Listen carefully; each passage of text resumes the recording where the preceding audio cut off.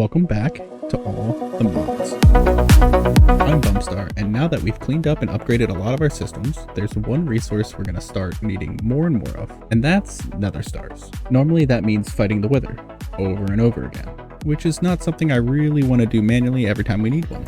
So in this episode, we're going to be taking on the Wither and using a bit of strategy to make the fight easier, and then setting up some hostile neural networks so we can automate Nether Star production going forward. By the end of this, we should have a fully automated way to generate Nether Stars, which is going to help a lot as we continue progressing towards the ATM Star. So let's get started.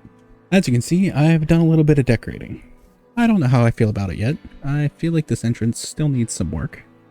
But I'm building with concrete because I love concrete.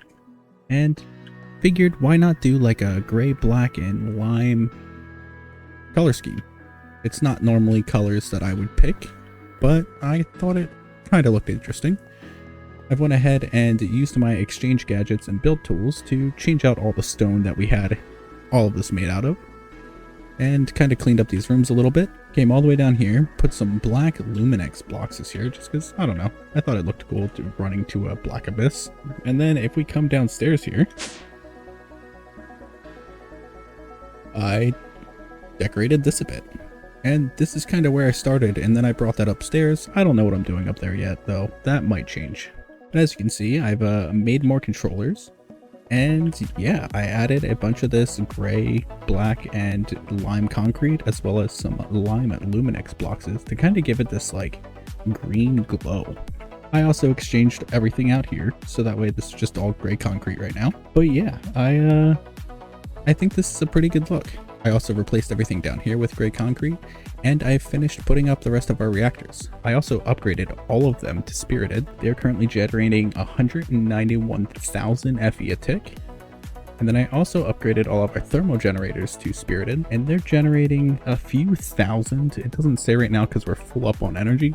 We still need a way to store all this, but that's for another episode. So before we get started on the Wither, there's a few things that I want to get going, and one of those things is going to be using a matter condenser to get singularities as well as matter balls. Two items that we're going to need later on. The first thing that we need to make is the matter condenser, which I've made 2 of those, super easy. And then the next thing is going to be the extended IO port. And that's just a regular ME IO port with a couple things that we can already craft inside the crystal assembler, both very easy to make. And we're going to need to make some infinite water cells, and we're going to go ahead and make 2 of these. We are going to set up a subnetwork. So we're going to place our matter condensers right here. And then we should be able to put our extended IO ports here. We're going to place our infinite water cells against the IO ports. Take 2 exports, place them here, and we're going to put acceleration inside of both of these. Going to use 2 256k storage components. We're going to set one of these to matter balls and one of these to singularities. And we're going to go ahead and place importers on top. Connect these up with some flux cables. Make sure this is set to transfer to network, and we're also going to need acceleration cards for those. We're going to place a energy acceptor on top. Place a point here. Set this to our network, and that should start powering these. It's not exporters. For some reason the exporters do not work for this, but a storage bus does. And we're gonna have to separate these because it is not pulling from both of them.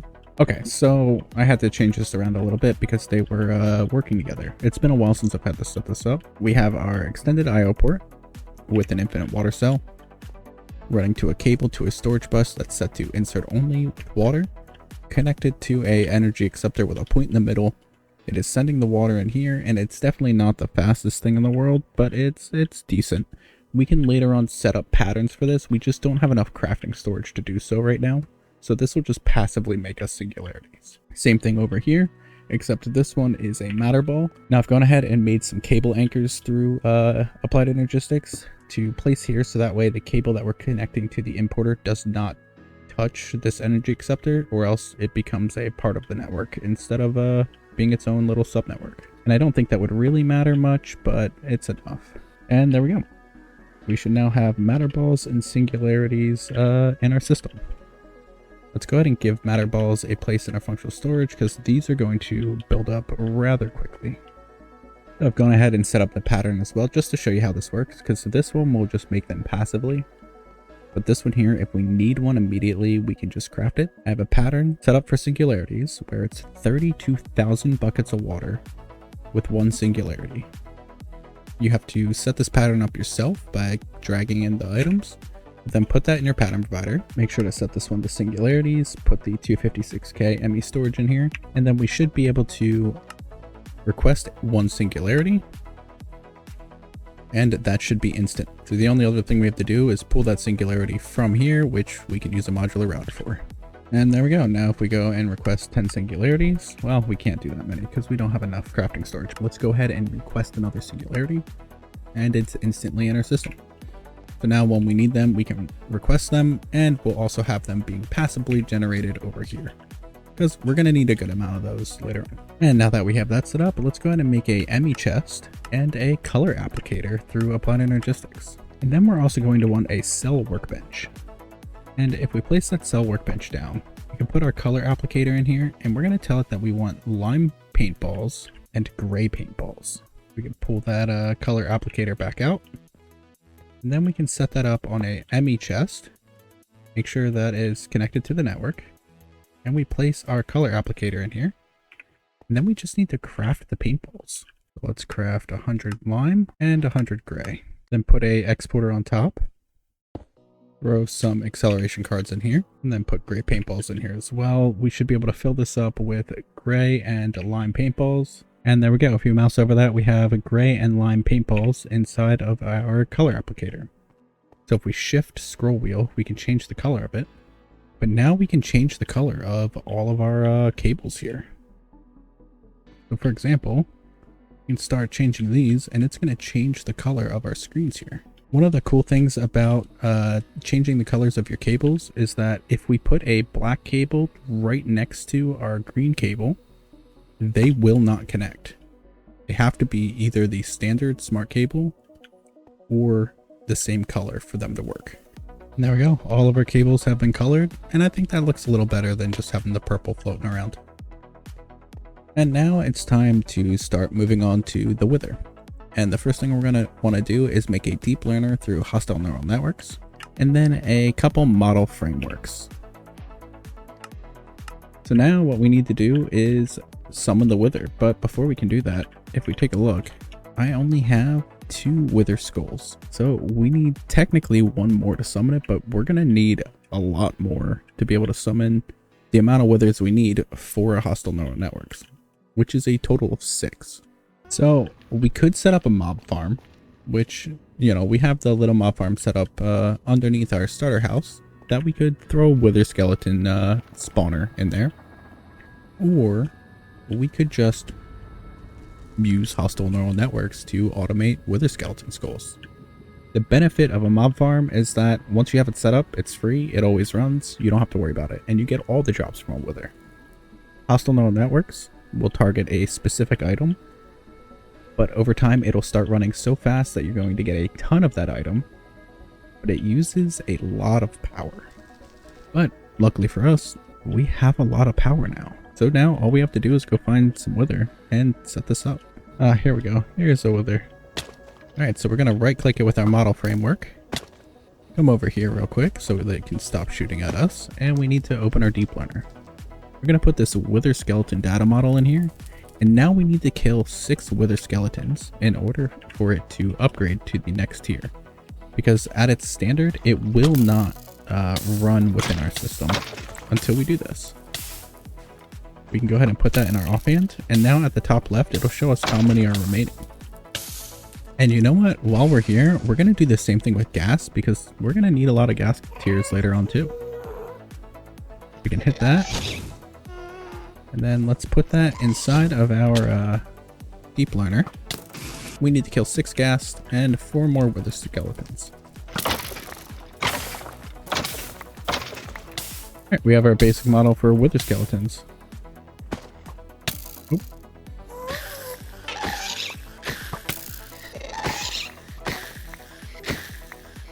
Alright, so we have our gas done and we have our wither skeletons done. So now what we're going to need is 2 simulation chambers and 1 loot fabricator.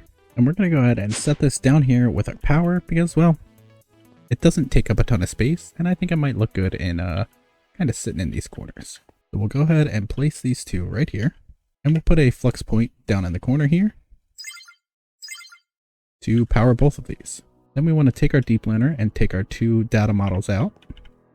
We're going to place the wither skeletons in this one and the ghast in this one. Then we'll take our loot fabricator and we're going to place it right here. And luckily this is right next to a cable.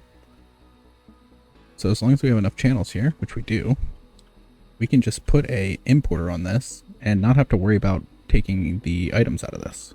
And then we're going to place an interface here, and we're going to tell this interface that we need prediction matrices, and we need 64 of them in stock at all times. We're also going to put a crafting card in that interface, so that way it'll craft them. And it's already connected to our network here, so we don't have to worry about running a cable for it. So now what we need to do is we need to get these prediction matrices into the simulation chambers.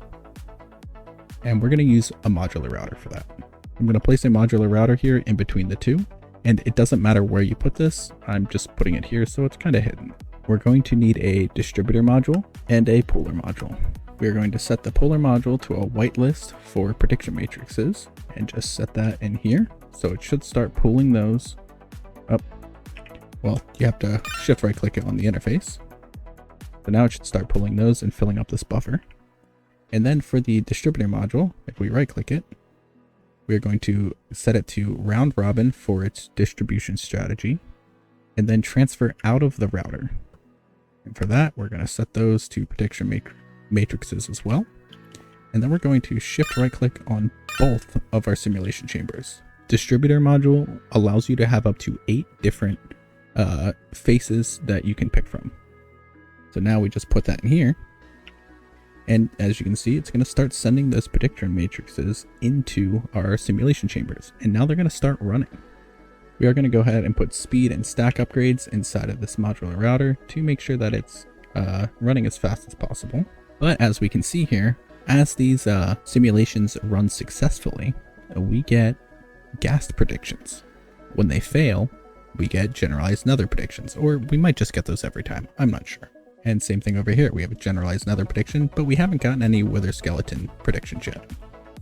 So now we need to move these predictions into a loot fabricator. So to do that, we're going to set up another modular router. We're going to make another distributor module, and then we're going to make a sender module. For this distributor module, we're going to do round robin again, and we're going to actually transfer into the router. We're going to set ghast predictions, wither skeleton predictions, and we'll do wither predictions as well because we know we're going to set this up later. Now we just shift right click on our 2 simulation chambers and we put that into our modular router, and it's going to start pulling these predictions into this router. So now we're going to use a sender module to tell it to send to the loot fabricator. And now it's going to send those in here, and now we can pick what we want this ghast prediction to make us. And obviously we're going to do ghast tiers. And we need to make sure to power this loot fabricator. Now these are being transitioned into ghast tiers. And now we just need a way to take from this loot fabricator and place it into the interface. And we're going to use another modular router for that.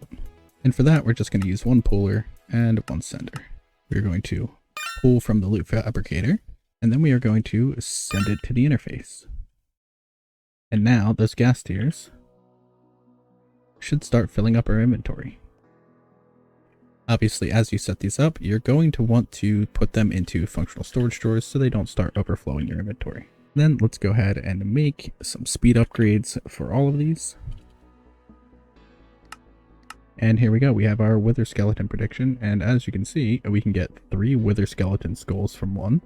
We could get bones, skull fragments, coal, or wither ribs. But for now, we're going to go ahead and just do wither skeleton skulls. You can always change this later on. And then what we also want to do is we want to set up a distributor module. So we're going to set up this distributor module to pull out all the generalized overworld, nether, ender, and twilight predictions. We're going to transfer into the router. And then we shift right click here and then place it in our router. And that's going to start pulling all of those from this. So we just don't have to worry about it. The cool thing about these generalized nether predictions is that you can use them to craft a ton of different nether related resources. We can get blaze rods from this, soul sand, blaze powder, gold, gas tiers, nether wart, and we can even turn them into the ender predictions with a little bit of endstone. But now that we have wither skulls completely automated, we're going to go ahead and set up a small little area here with this tinted glass from mob grinding utilities, because this is witherproof. This is just a 7x7 square of the glass, but it, like I said, is completely witherproof, which means that if we spawn the wither in here, it can't do anything to us. It won't even get close to destroying our base. So now it's time to take on the wither. We're going to come in here. Let's place our soul sand down.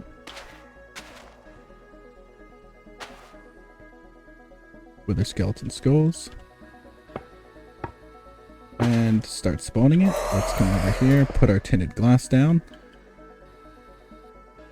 Let it spawn in. And we should be safe. Look at that.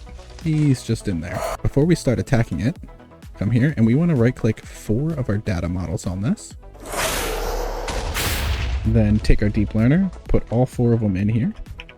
Let's go ahead and equip our deep learner over here. And now we can see at the top left, we have 6 remaining 4 times, which just means we need to kill it 6 times. Just sit in our little window here and keep smacking it.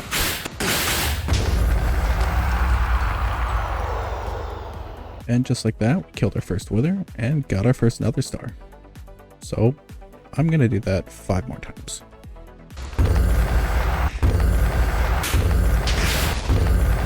And we now officially have 4 basic models for our wither. So now I'm going to set this up just like I did for these other 2, but 4 times for our wither. Alright, I've got all the modular routers set up. So we're going to take out our 4 predictions here, or our 4 data models, and we're going to start placing them in. And now we just wait to make sure that they're running correctly. But over time, the data collected will keep going up and up and up until it becomes a self-aware simulation. And it's guaranteed to run every single time and a ton faster. But here we go, we have our first wither prediction, so the only thing we can get from that is a Nether Star. So that's what we're getting. It's pulled out, it's pushed through, and it's in our system. But now that we have Nether Stars, we can now make our dimension card instead of our infinite range. Which means that we're going to have access to our AE2 system anywhere we go, any dimension at all. So now, even in the Nether, we have access to our applied energistics system. We can grab anything we need and use this as an infinite storage as we explore. If we take a look at the AllTheMons Star, we can see we need an absolute ton of Nether Star. At a minimum, it is 15 of these Nether Star times 2 blocks. That's insane. It's an insane amount of Nether Stars. And that's why we have 4 of the simulations going. Because to make the star, we're gonna need an absolute ton of Nether Stars. Plus, it's really useful for other things and other mods as we start moving forward. Thank you guys so much for watching. Make sure to leave a like and subscribe if you're new. And I'll see you in the next one. Later.